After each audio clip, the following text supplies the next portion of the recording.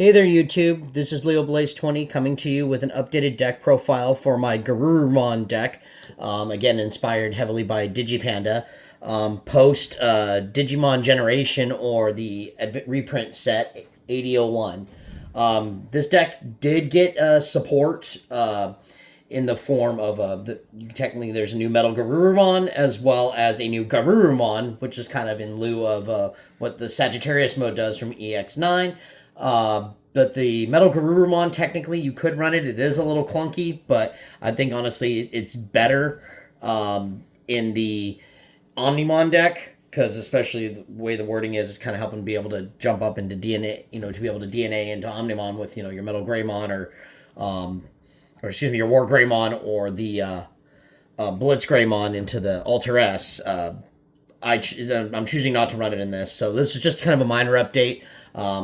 I'm not going to spend too much time on the older cards.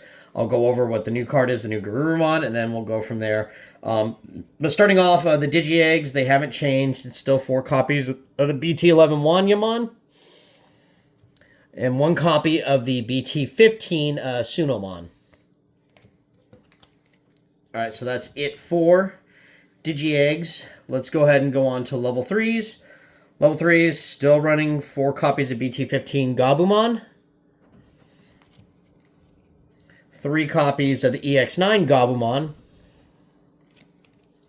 2 copies of the EX1 Gabumon. 2 copies of BT5 Gabumon. And finally 1 copy of Gabumon X Antibody, since he's still limited to 1. So that's it for level 3s. Going into level 4s. Level 4s, there's one that has changed. But again, it's only just because of the new Garurumon. But we're still doing 4 copies of the EX1 Garurumon.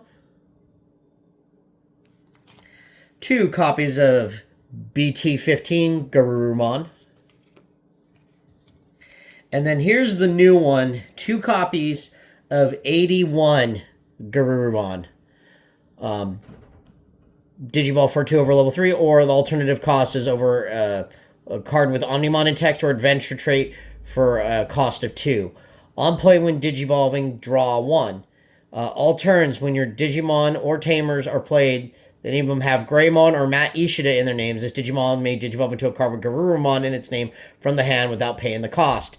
Inheritable Jamming. So this card, way better than the EX9 Garurumon, which, yes, the only reason why you were running it is because it had the Inheritable Jamming, where this one actually has a more viable thing, where it's basically a mini Sagittarius mode from EX9, being able to jump up into, a lot earlier into a Were Garurumon, without paying the cost is kind of nice, especially if a Mat is played. So, definitely a really awesome card, and of course the Inheritable Jamming is obviously still nice.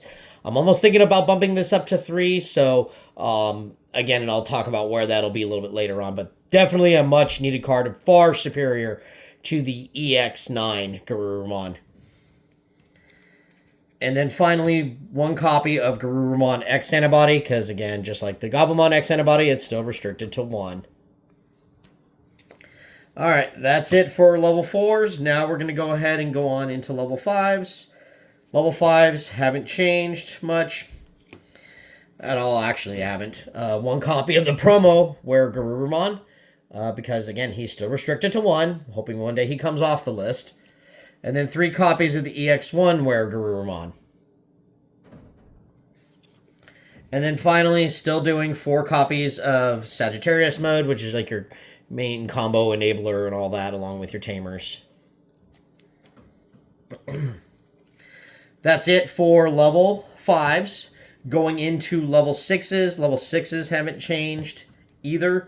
You're still doing 4 copies of the promo Magna Garurumon. This is the main card that also helps to kind of get your the other combo going. Or the other part of the combo, I should say. And then still doing 3 copies of BT-15 Metal Garurumon.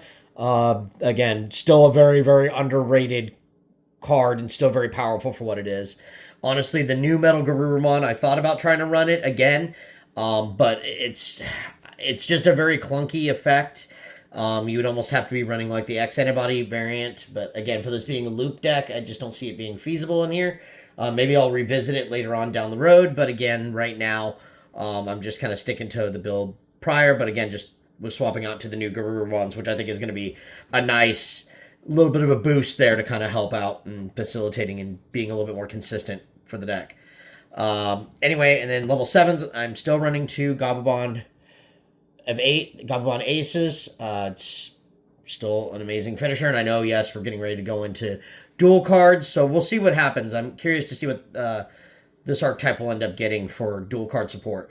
You could drop the Gabumon Ace. I've been thinking about it. I'm going in favor of Omnimon X Antibody, so that might be something I explore as well, too, just to have a finisher as well, too.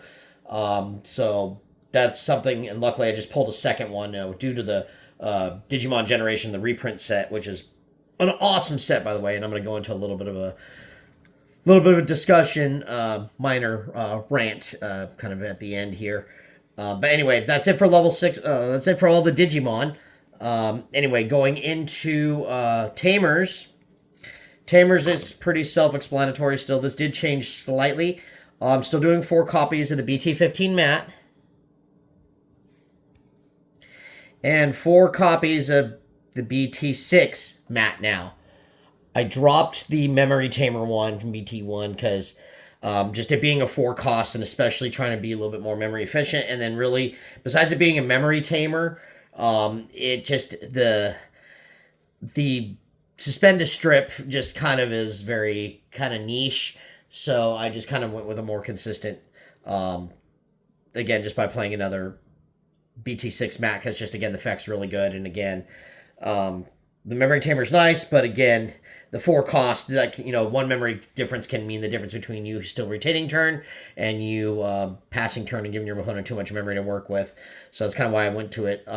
This is also one of the spots I've been thinking of screwing around with the ratios a bit and dropping BT6 mat down to 3 copies. And so I could run a third AD-01 Garurumon. So that's kind of the only flex spot I can see besides messing with the option cards, but I think the option cards are still needed at the ratios that they are. But again, it's something I might visit down the road later. But anyway, moving on. And then finally, option cards. This hasn't changed. 2 copies of Blue Memory Boost and 2 copies of Blue Scramble. All right, so that's it for the deck profile. Anyway, I'm going to go ahead and go into my thoughts real quick on the new boosters, on the reprint set.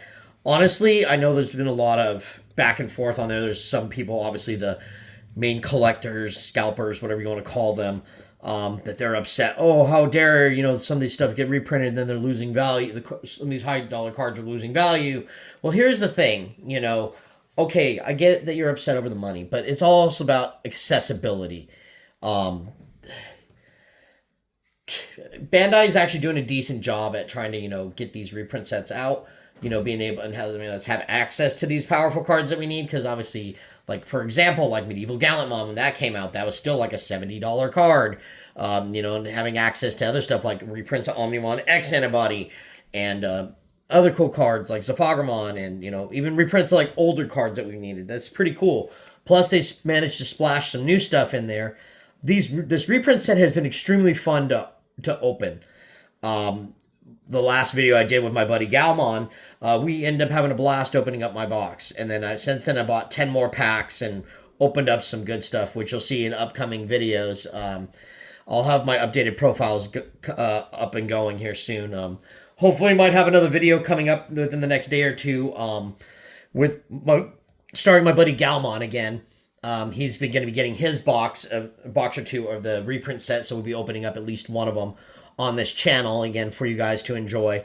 And again, just, it's been a blast, like, opening this set. So, like, yes, there's going to be naysayers here or there. I don't really, give a rip. They're entitled to their opinion, but again, like, I'm not going to let them stop me from enjoying opening this set. And, I think it's an awesome set. A lot of YouTubers, I've been watching, like, Vault's been having a blast, although, yes, I could also see the argument for, oh, yes, order singles, but I've been still having fun opening this set. It's definitely a more accessible set, because the shop I got my 10 packs at yesterday, they were only charging $4 per booster pack, so ended up just being like, cool, let's get 10 packs and have fun. And I ripped an alt art and some other really good stuff. So anyway, that's going to do it for this video. I'm sorry for a little bit of the rant at the end, but again, it's either here nor there. Be sure to like, comment, and subscribe. And thanks again, YouTube. And this is LeoBlaze20 signing out.